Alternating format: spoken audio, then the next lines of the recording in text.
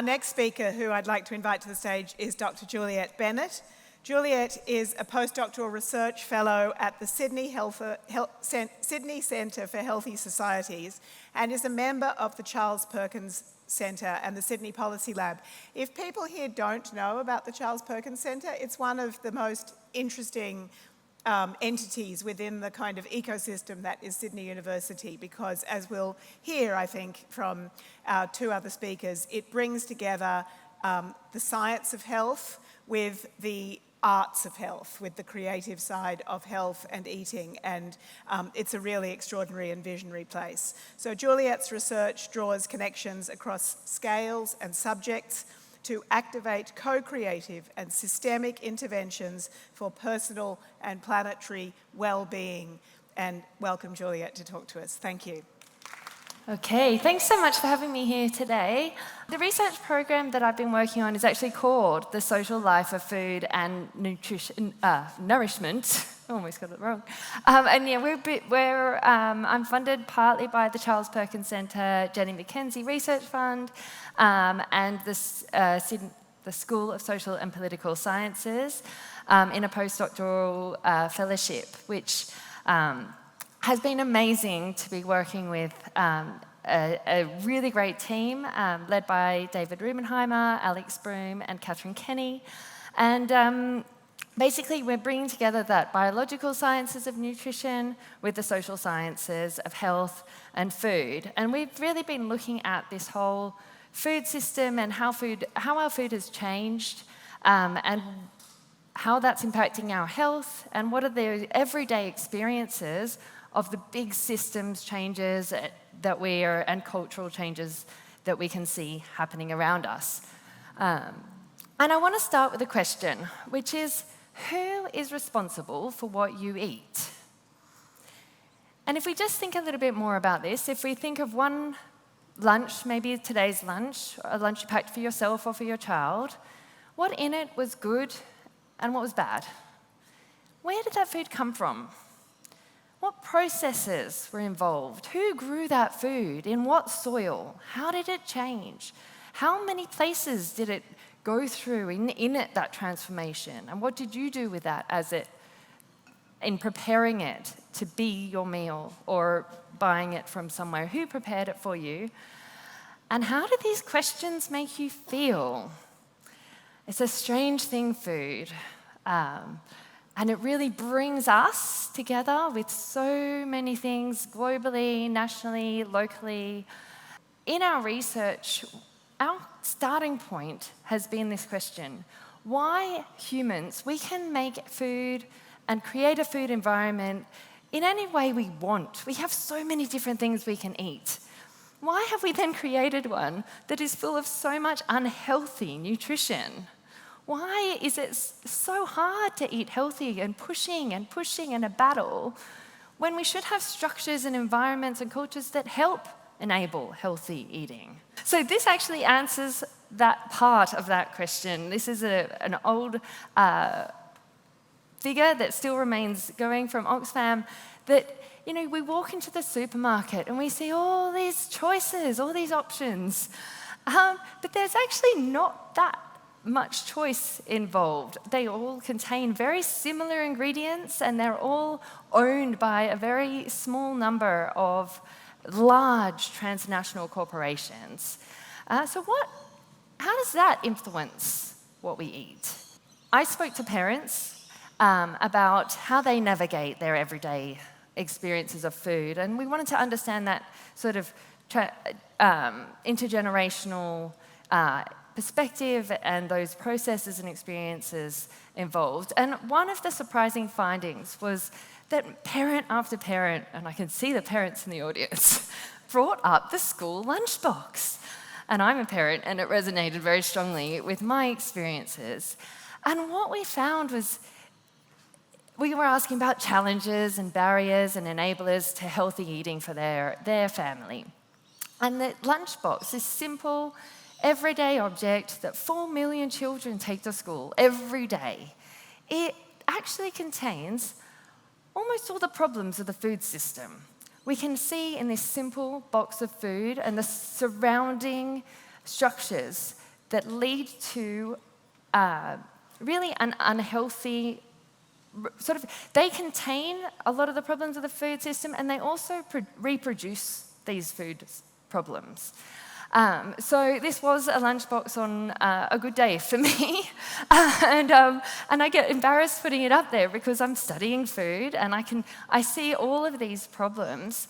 Usually I can't afford blueberries, although at the moment it's a bit cheaper for certain questionable reasons, not enticing me to buy them.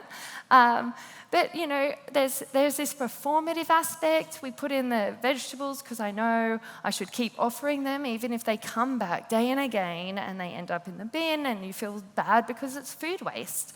So we have parents really experience this as sort of a deeply moral and emotional challenge because of all the money and time that goes into preparing it, and you really want your child to eat healthy food, and yet it comes back uneaten and then you feel like a bad parent. But is that the parent's fault? What is this parental responsibility that we're putting on parents? And part of this comes down to the temporalities around food, the time that goes into it. And we all live these really busy lives. I was at this conference recently and they were saying on well-being that Australia has really bad, ranks quite lowly on the work-life balance. Even though we're quite high on various well-being rankings, we work out so much. So there's this nutritional temporality around food gets sort of pushed to the bottom of the rung. If you're working so much, and you need to because you need to pay your bills and you need to do all these things. And then, so we'll just eat at our desk and we have this culture around food, and that is really perpetuated in our schools, where kids have a 30-minute, 35-minute lunch break, and they're dying, they'll be sitting there, they're dying to play. And parents are saying, my kid says I don't have enough time to eat. And there were stories of kids sitting in a line sitting cross-legged and trying to eat their food so they can go and play. Some have a bell, it goes after 7 minutes. And there's this sense that this really devalues food. Education and getting through the curriculum is number one. Then play for the kids, they want that. And food is just something that needs to be done, a box to tick.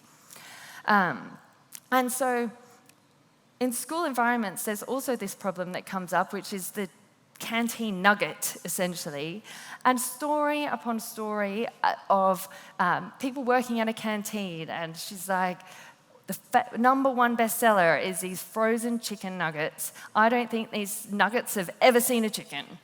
And she's like, there's these, yes, there's salads on the menu. Yes, we can make a salad sandwich, but I never, ever made one.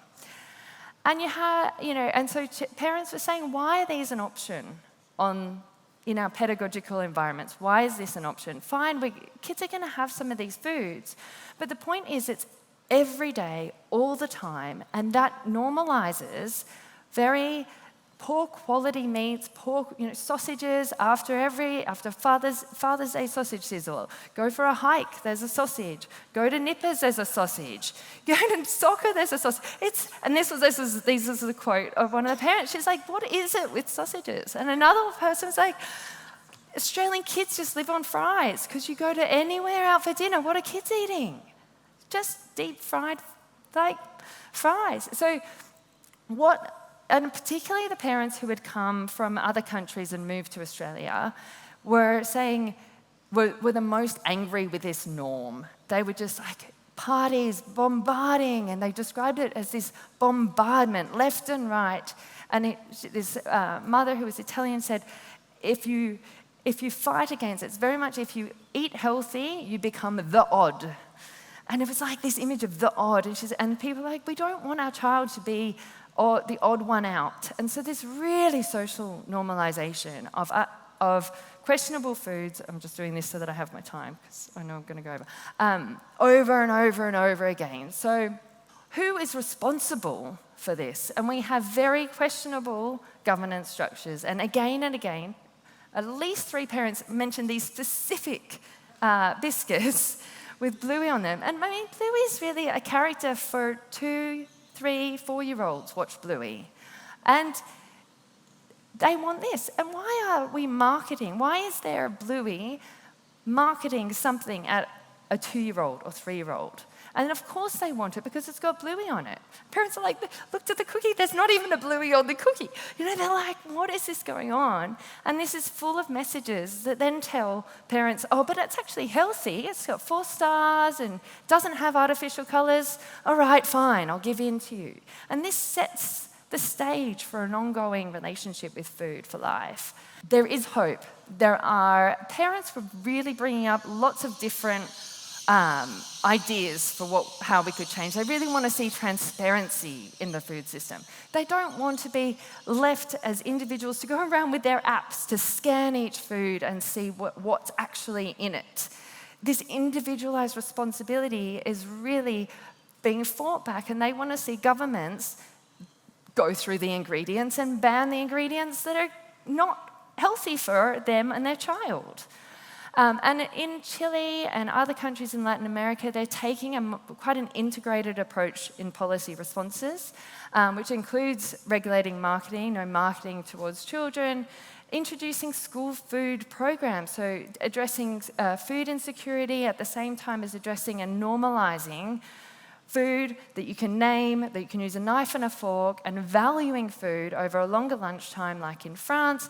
People sit around, talk, and there's plenty of time with an extended lunchtime for kids to also run around properly and have a good play as well. The day is longer too, which wouldn't that be good for everyone's life-work balance? So, and also just rethinking the labelling and rethinking the economies around it, making healthy food affordable and unhealthy food. If it's going to be there, if it's going to be there, then tax it and put those funds to make healthy food affordable for families. To finish up and return to the lunchbox, this overall, our research really finds this as a symbol of this tendency to individualise problems and put this is a nightmare experience in every house. Probably, 2 million, if say for the average is two kids, 2 million households every day experiencing this battle between their child and the parent, between the child and the parent and yet this is a social problem. This is a shared nightmare and it has shared social solutions. So that's my message for today. There's lots of other problems that are also individualised that we need to address collectively. But thank you very much for having me, and I look forward to the discussion. Thanks.